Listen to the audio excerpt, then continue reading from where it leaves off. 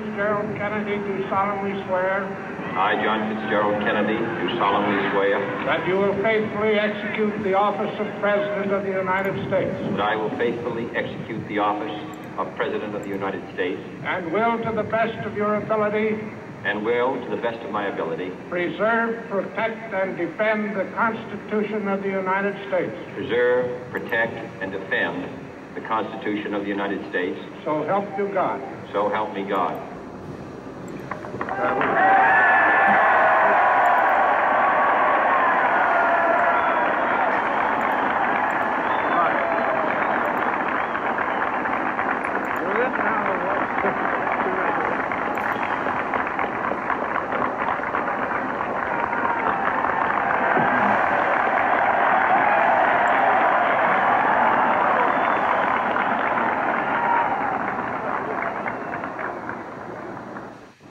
Vice President Johnson, Mr. Speaker, Mr. Chief Justice, President Eisenhower, Vice President Nixon, President Truman, Reverend clergy, fellow citizens. We observe today not a victory of party, but a celebration of freedom, symbolizing an end as well as a beginning, signifying renewal as well as change. For I have sworn before you and Almighty God the same solemn oath our forebears prescribed nearly a century and 3/4 ago. The world is very different now, for man holds in his mortal hands the power to abolish all forms of human poverty and all forms of human life. And yet the same revolutionary beliefs for which our forebears fought are still at issue around the globe. The belief that the rights of man come not from the generosity of the state, but from the hand of God. We dare not forget today that we are the heirs of that first revolution. Let the word go forth from this time and place to friend and foe alike that the torch has been passed to a new generation of Americans born in this century, tempered by war, disciplined by a hard and bitter peace, proud of our ancient heritage, and unwilling to witness or permit the slow undoing of those human rights to which this nation has always been committed and to which we are committed today at home and around the world.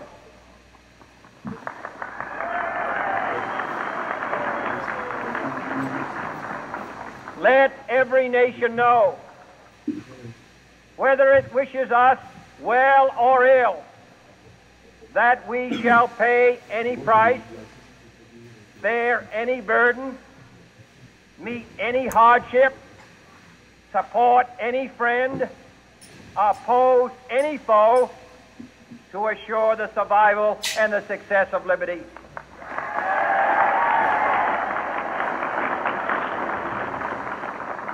This much we pledge and more. To those old allies whose cultural and spiritual origins we share, we pledge the loyalty of faithful friends. United, there is little we cannot do in a host of cooperative ventures. Divided, there is little we can do, for we dare not meet a powerful challenge at odds and split asunder. To those new states whom we welcome to the ranks of the free, we pledge our word that one form of colonial control shall not have passed away merely to be replaced by a far more iron tyranny. We shall not always expect to find them supporting our view, but we shall always hope to find them strongly supporting their own freedom, and to remember that in the past, those who foolishly sought power by riding the back of the tiger ended up inside.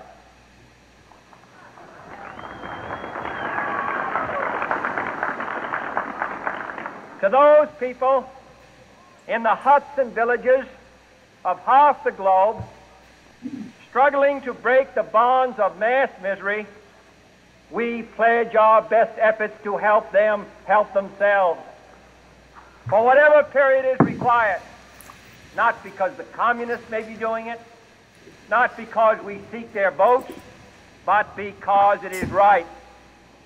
If a free society cannot help the many who are poor, it cannot save the few who are rich.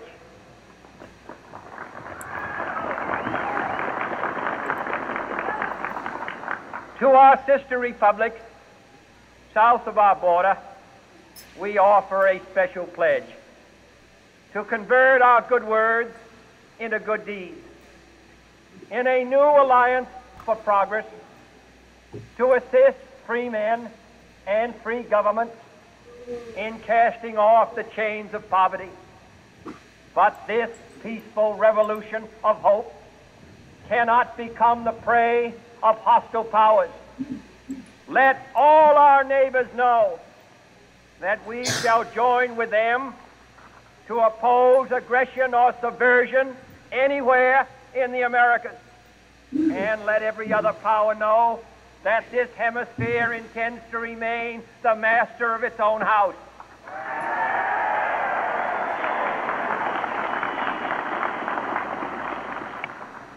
To that World Assembly of Sovereign States, the United Nations, our last best hope, in an age where the instruments of war have far outpaced the instruments of peace, we renew our pledge of support to prevent it from becoming merely a forum for invective, to strengthen its shield of the new and the weak, and to enlarge the area in which its writ may run.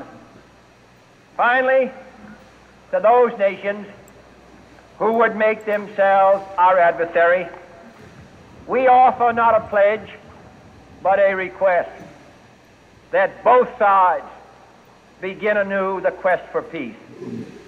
Before the dark powers of destruction, unleashed by science, engulf all humanity in planned or accidental self-destruction, we dare not tempt them with weakness, for only when our arms are sufficient beyond doubt can we be certain beyond doubt that they will never be employed.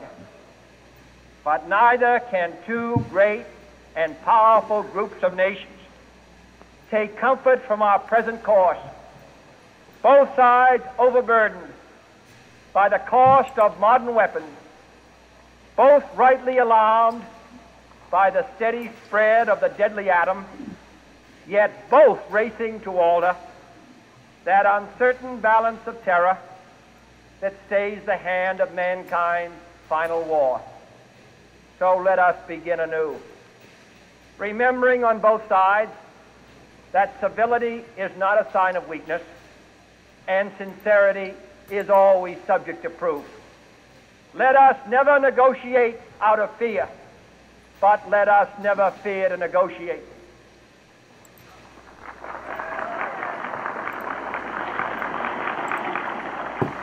Let both sides explore what problems unite us, instead of belaboring those problems which divide us.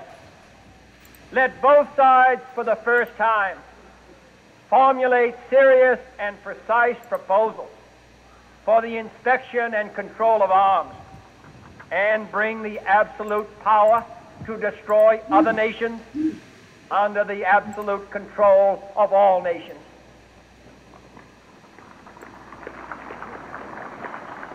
Let both sides seek to invoke the wonders of science instead of its terrors. Together, let us explore the stars, conquer the deserts, eradicate disease, tap the ocean depths, and encourage the arts and commerce. Let both sides unite to heed in all corners of the earth the command of Isaiah to undo the heavy burdens and let the oppressed go free. And if a beachhead of cooperation may push back the jungle of suspicion, let both sides join in creating a new endeavor, not a new balance of power, but a new world of law, where the strong are just and the weak secure and the peace preserved.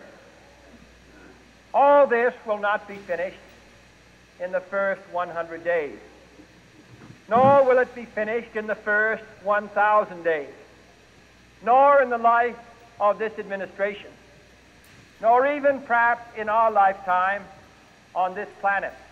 But let us begin.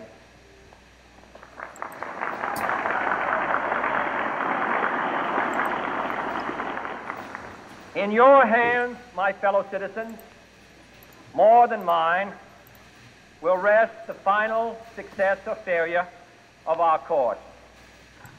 Since this country was founded, each generation of Americans has been summoned to give testimony to its national loyalty. The graves of young Americans who answered the call to service surround the globe. Now the trumpet summons us again, not as a call to bear arms, though arms we need, not as a call to battle, though in battle we are, but a call to bear the burden of a long twilight struggle, year in and year out, rejoicing in hope, patient in tribulation, a struggle against the common enemies of man, tyranny, poverty, disease, and war itself. Can we forge against these enemies a grand and global alliance, north and south, east and west, that can assure a more fruitful life for all mankind? Will you join in that historic effort?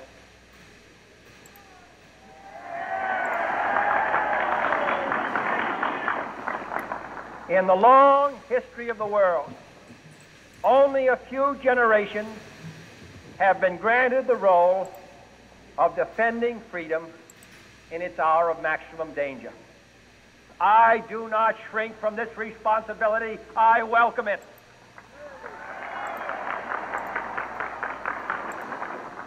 I do not believe that any of us would exchange places with any other people or any other generation.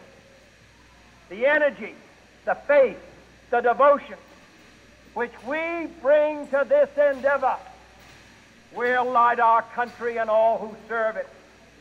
And the glow from that fire can truly light the world. And so, my fellow Americans, ask not what your country can do for you. Ask what you can do for your country.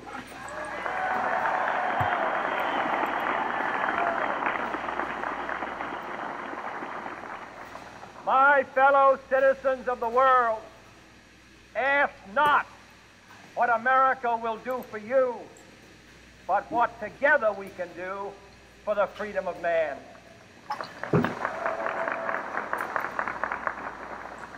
Finally, whether you are citizens of America or citizens of the world, ask of us here the same high standards of strength and sacrifice which we ask of you.